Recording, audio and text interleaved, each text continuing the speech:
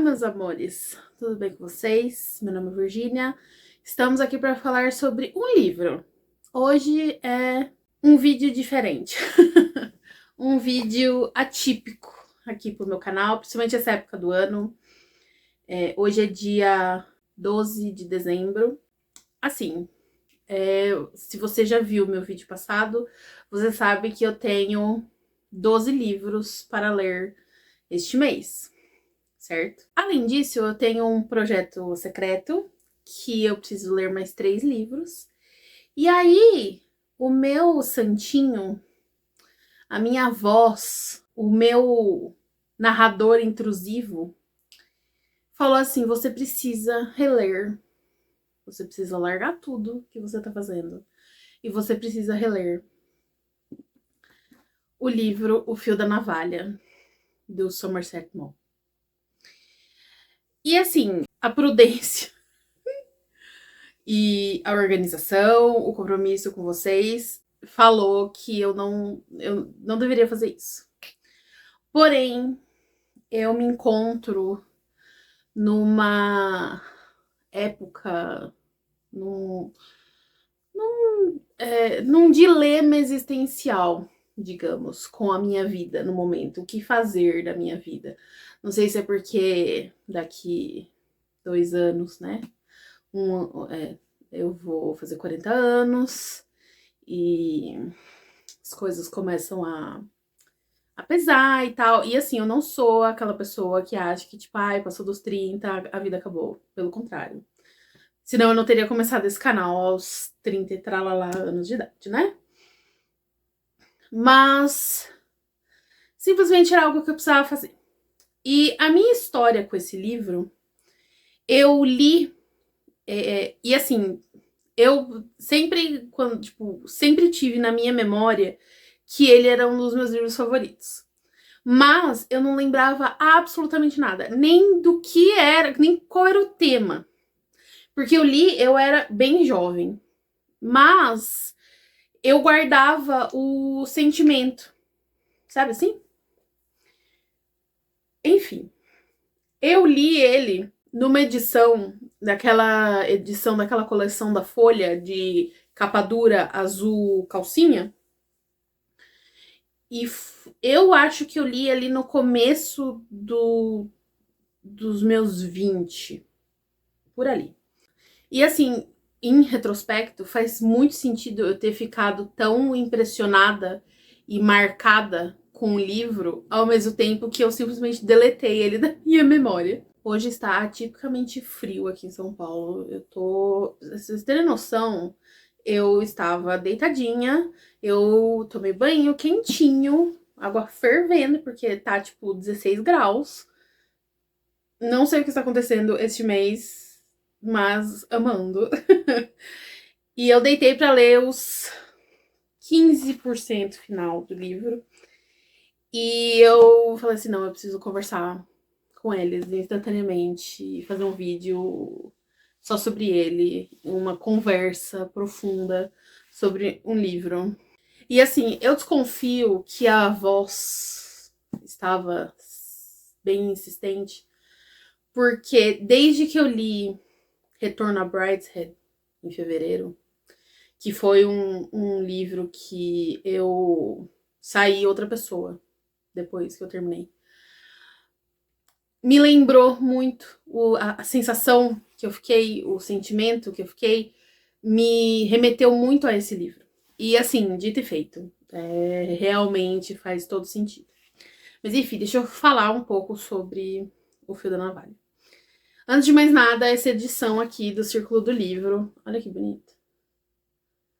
Tá excelente, super confortável, a letra tá ótima, então isso aqui você encontra por 6, 8, 10 reais em sebo, se você quiser ler. Então, assim, essa edição, assim, perfeita, tá? Então, esse livro foi publicado em 1944.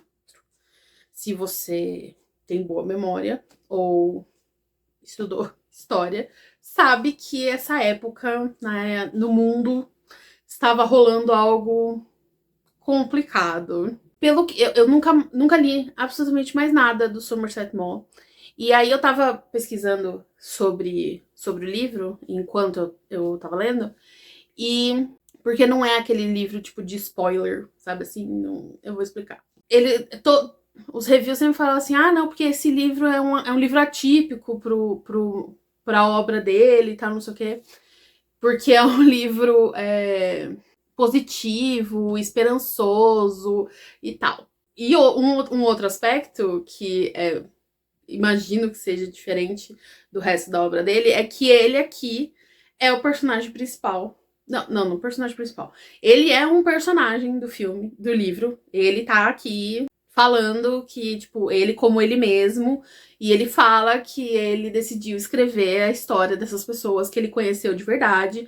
Então ele dá um aspecto de realismo para a história. E ele é o narrador a história inteira. A gente acompanha a história de uma família e de pessoas chegadas a essa família. Tem o Elliot, que é o tio Elliot. E é um personagem muito maravilhoso. Eu dei muitas risadas com ele. Ele é aquele americano que acha... É uma versão de, tipo, viralatismo, assim, que americano tem em relação à Europa. Que tudo que europeu faz e cria e tem é muito melhor.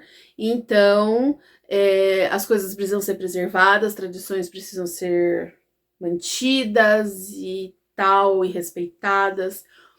E ele é aquele tipo de pessoa que faz de tudo pra subir na vida, pra todo mundo que ele conhece é um possível contato, todas as relações dele são na base da troca, mas ele é uma figura muito interessante, apesar de extremamente interesseiro e só quer saber de tirar vantagem, ele é um personagem incrível. E ele tem a irmã dele, que é uma família americana, eles são americanos, e a irmã dele ele tem uma sobrinha chamada Isabel, que é uma das personagens principais do livro. E a Isabel é uma mulher muito bonita, jovem. O livro começa, ela é muito jovem. E ela está noiva do Larry.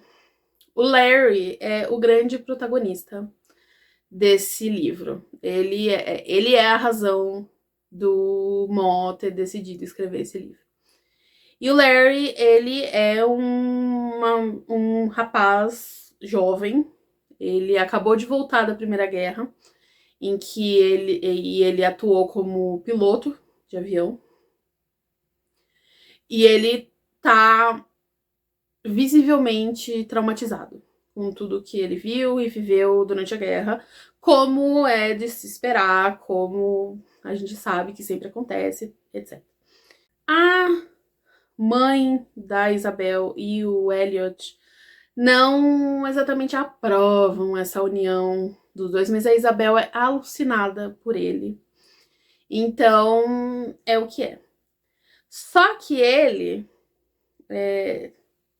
é uma pessoa exótica, digamos, para os parâmetros da época. A gente tá falando ali dos anos 20, né? É bem como o crash da Bolsa de 29 acontece durante o livro, então estamos falando assim de uns 5, 6 anos antes de 1929. E tá tudo certo pra eles se casarem e tal. E aí ele recebe uma oferta, o Larry recebe uma oferta de emprego, só que ele fala que ele não quer. Ele não tem interesse em trabalhar, ganhar dinheiro e viver a vida normal, padrão, esperada pela sociedade, esperada por todos ao redor e principalmente pela Isabel. E é muito interessante porque o livro, ele os momentos altos do livro são as conversas que o Somerset Maugham tem com o Larry. Pelo menos na minha opinião. Que dá pra perceber que são os momentos que o Maugham quer deixar muito claro a que veio a esse livro. Nesse ponto da história, a conversa que o Larry tem com o Mo, eles estão conversando sobre, tipo, sobre o futuro, o que o Larry vai fazer. E ele fala que ele quer ser um vagabundo, um vagabonde, né? Que no caso seria um andarilho, não é? Hoje a gente tem uma concepção bem diferente do que seria isso, mas na época seria o equivalente a um viajante andarilho. E ele fala que ele quer estudar a natureza humana, que ele quer estudar Deus, que ele quer entender Deus, que ele quer entender o bem e o mal. Então, ele fala que ele não quer saber e ele vai, tipo, tirar 2 anos da vida dele pra viver na Europa e viver a Deus dará. Assim, o que vier pela frente, ele vai aceitar. E é isso. Ter essa experiência e esse conhecimento e estudar. Estudar a metafísica, né? Enfim. E nesse ponto da história, o Larry conta que durante a guerra, o melhor amigo dele, piloto, morreu salvando a vida dele. E aí aqui nossa, é um momento tão maravilhoso, porque deixa muito claro que a questão do que está atormentando o Larry é a própria mortalidade, né? É você ser confrontado com a sua mortalidade numa idade muito jovem, num cenário muito horroroso, e aí depois voltar para uma situação de normalidade e ficar... Foi para isso que eu sobrevivi? A minha vida assim... É isso? Trabalhar num trabalho maçante de escritório, ganhando dinheiro para os outros, para comprar coisas. Essa é a razão da minha vida ter sido poupada por sei lá o quê. E esse tipo de coisa vai muito onde dói, assim, em mim, porque eu já falei aqui várias vezes nesse canal que eu tenho várias questões de saúde e o meu primeiro encontro com a morte foi aos meus 32 anos, que eu tive uma embolia pulmonar. E era muito incrível, assim, eu lembro, porque eu não sentia nada. Eu tava doente, eu tava com os pulmões comprometidos, eu tinha um pouco de falta de ar, tá, não sei o quê, mas eu não tava... Mas o meu pulmão estava muito complicado, eu fiquei bastante tempo na UTI, e toda vez que vinha um médico do tipo...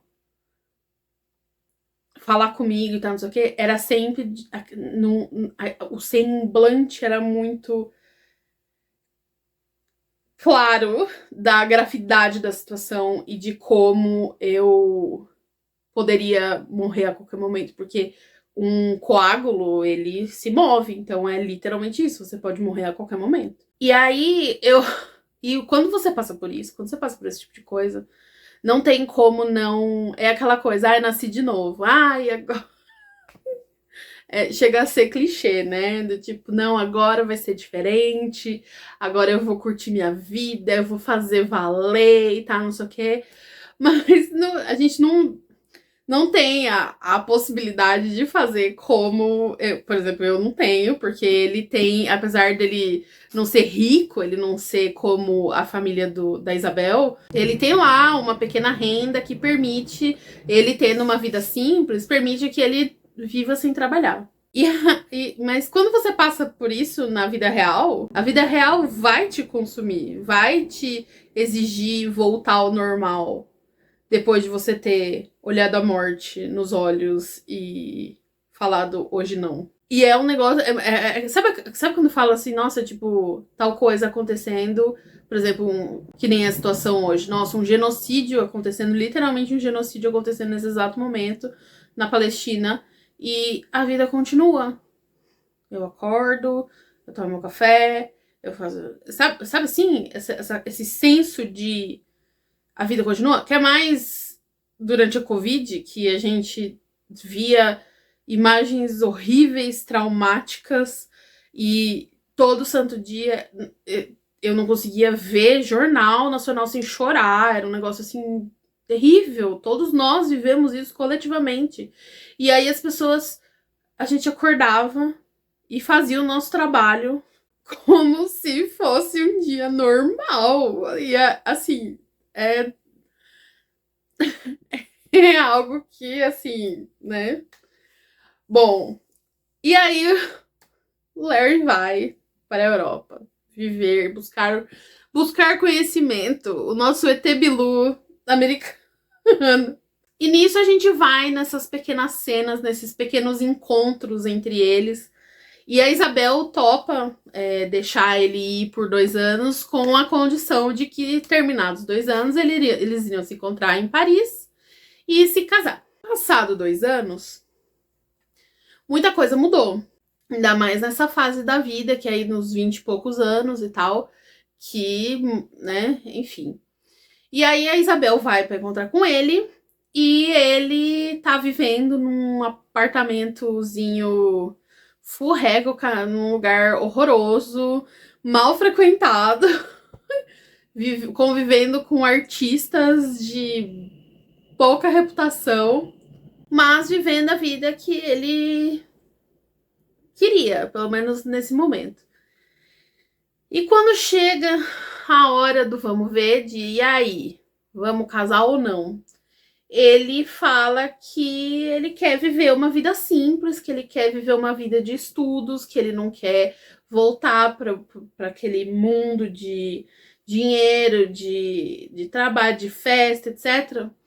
Só que ela não. Ela é aquela menina padrão, riquinha, que quer o último vestido da moda, que ela quer glamour, que ela quer riqueza, que ela quer dinheiro, que ela quer conforto. E eles decidem terminar o noivado e cada um seguir sua vida. E assim foi. O Larry passa a próxima década viajando pelo mundo. A gente não sabe o que acontece, mas a gente tem notícias do que acontece com a Isabel, porque o Elliot e o Somerset Maugham são muito amigos, eles convivem e tal, então ele recebe notícias. E a Isabel casa com o melhor amigo do Larry, que é tipo, esses empregos de administrador, emprego de gente rica. Meio. Tá sempre num negócio, né? E assim, e aí eles vivem uma vida muito abastada, muito chique, muito glamurosa, de festas em Chicago, até o crash da Bolsa em 29, em que eles perdem tudo. Daí, eles vão para Paris e ficar com o Elliot, porque a mãe da Isabel já morreu, então, e ela tá com 2 filhas e tal, e eles vão para Inglaterra. E aí que acontece o grande reencontro, em que o Larry e que o Mo, eles se reencontram, e aí o Larry conta o que ele andou fazendo, e ele viajou pela Europa inteira, buscando o conhecimento que ele tanto queria. E o que é interessante do narrador ser o próprio Somerset Maugham é que ele não é onipresente. Ele não tá contando uma história em que ele sabe tudo o que aconteceu. Ele conta pra gente o que as pessoas contaram pra ele ou que ele viveu. Então, nesse ponto, o Larry começa a contar que ele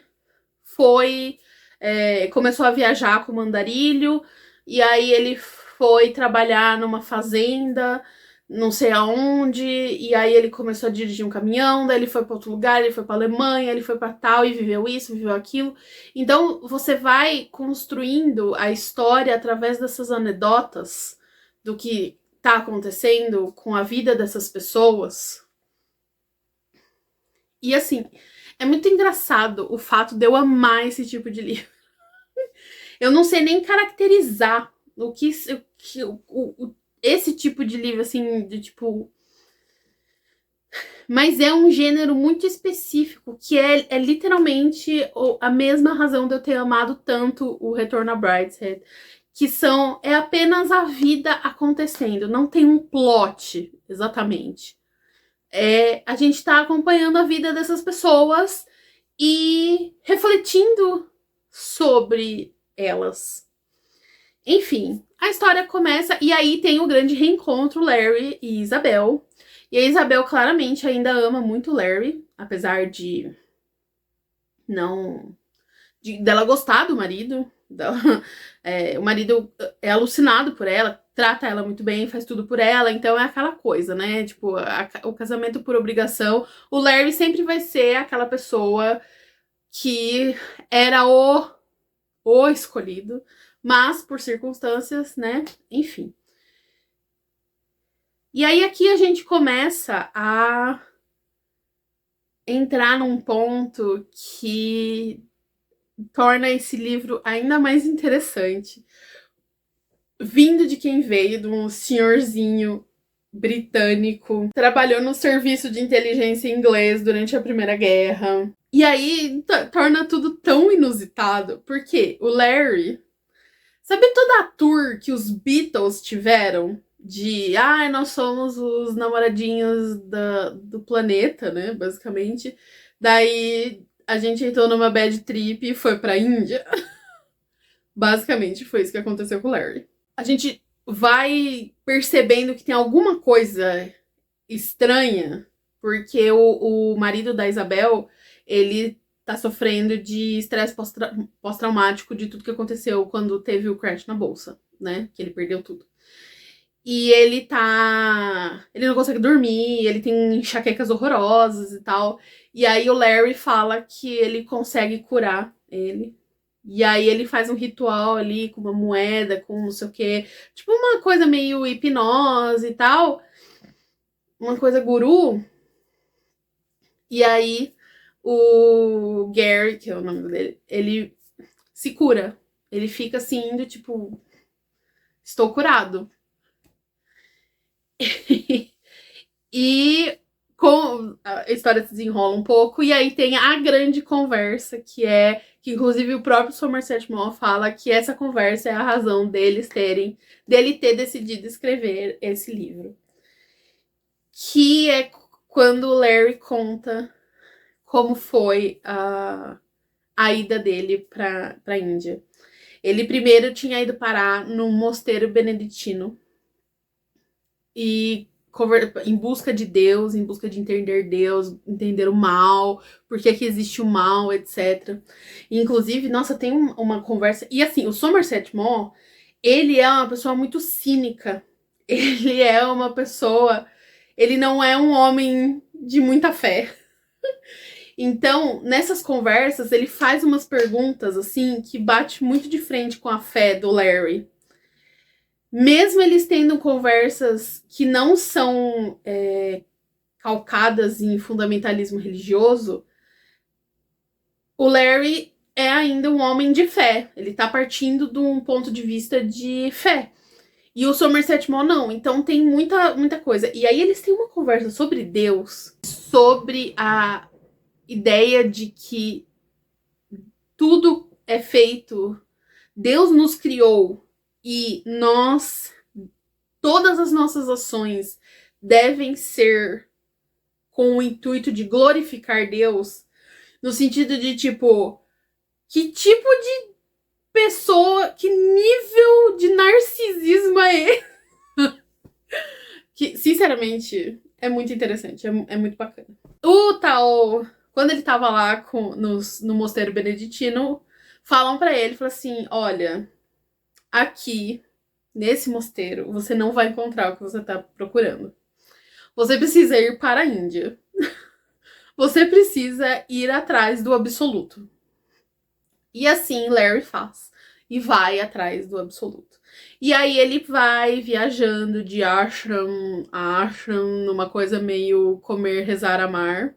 A parte do rezar, que você começa a trabalhar pra manter o ashram, aí o guru te ilumina com o conhecimento e tal. E assim, eu não tenho cacife para colocar em palavras tudo que é discutido sobre o absoluto e sobre a metafísica e o existir e tal. Mas assim, eu realmente precisava reler esse livro. Eu precisava largar tudo e ter um momento de fé. E assim, eu não sou religiosa, eu não sou uma pessoa religiosa. Inclusive, eu sou zero religiosa, sou bem contra a maioria das religiões e qualquer tipo de fundamentalismo religioso e tal. Mas é Natal. Já dizia Simone, e o que você fez, né? Desde que eu comecei esse canal, eu tenho. O meu caminho tem sido cruzado por livros tão maravilhosos, até livros que eu já tinha lido e eles cruzaram, que foi um reencontro com esses livros, que eu acredito que me faz acreditar que as coisas acontecem por uma razão. Por isso que eu concordo muito com quem fala que as pessoas deveriam parar de ler autoajuda e ler ficção, ler os clássicos. As mensagens são. Nós somos marcados e de um jeito pela ficção que a literatura de autoajuda nunca vai ser capaz de nos proporcionar. E aí, aqui, a mensagem que eu tiro do porquê que eu tinha que ler esse livro é o grande tudo bem não saber. Tudo bem não saber o dia de amanhã. Tudo bem as coisas ainda estarem incertas. Tudo bem você não estar com a sua vida em, em dia ou totalmente estabelecida porque tem um certo número na sua identidade. Tudo bem estar confusa. A vida é confusa. As coisas não acontecem do jeito que a gente quer. Mesmo que a gente seja obrigada, sim, por N motivos, porque nem todo mundo é herdeiro, né? Que nós precisamos, sim, se adaptar à vida normal. E fazer, e trabalhar, e cuidar da casa, e fazer as atividades mundanas que a vida exige da gente. Mas é muito importante, eu diria que é essencial, a gente tentar sempre preservar um espaço para o divino no nosso dia, para transformar, para manter a vida de um jeito que ela seja tolerável. E aqui que eu tô falando do divino não é religião necessariamente. É assim, cada um sabe o que é o seu divino. Entendeu? O divino tá dentro de cada um de nós. O meu divino, por exemplo, é ler, é estar em contato com obras de pessoas incríveis, de histórias de pessoas do mundo inteiro. E é o que eu gosto, é o jeito que eu transcendo, digamos. As minhas experiências religiosas vêm através da literatura, de ler um livro desse e sair outra pessoa. Se, por exemplo, minha melhor amiga Krishna, muito adequado pro tema do vídeo, é, é musculação. Ela é louca por musculação. Musculação é o que faz ela feliz e é o que ela gostaria de fazer a vida inteira. Musculação é o divino dela. E assim, cada um ter o seu divino, encontrar o seu divino e cultuar o seu próprio divino, para que a gente não chegue e olhe a morte nos olhos, fale: pra quê? Pra que isso? Por que que eu fui colocada aqui? Por que eu sobrevivi? Enfim, eu sei que é um tema pesado pro Natal. Eu tentei deixar um clima natalino, coloquei minha flor de Natal aqui. Então, é um vídeo de Natal. E a única coisa que eu posso dizer é que todo mundo deveria ler O Fio da Navalha. E reiterar que todo mundo também deveria ler Retorno a Brideshead. E que nesse final de 2024 e principalmente a partir de 2025, você encontre o seu divino. Voltamos à nossa programação farofada normal no próximo vídeo.